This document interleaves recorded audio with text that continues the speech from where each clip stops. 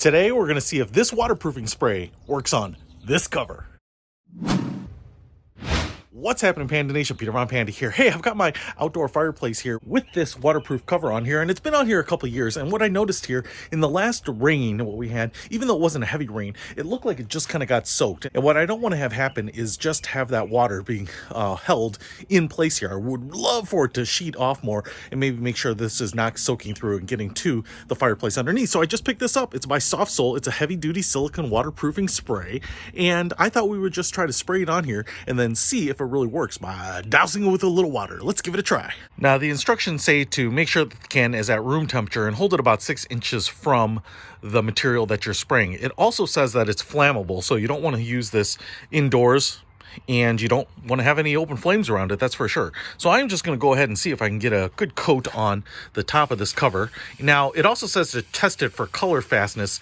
I don't have to worry about that because this cover is very old and I don't care about it looking good. I just want it to work well. And you can see here, looks like it's going to take a little while to put a coat down here.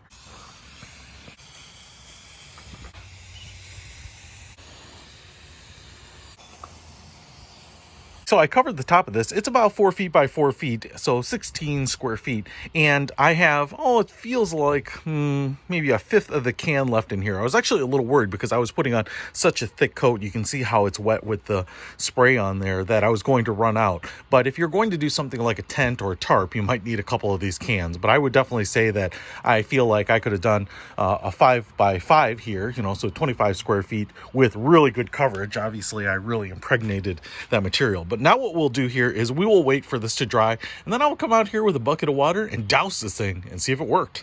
This has been drying out here in the sun. Let's pour a little water on it and see if it works any better.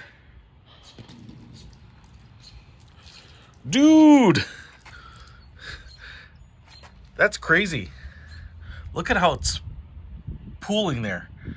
It's wet, but it's not soaking in. It's definitely giving a sheeting effect that it was not before.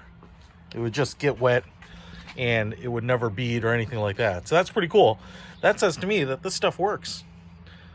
Pretty awesome. Hey, if you want to pick it up, I will put a link to it in the description below. Peter Von Panda, out.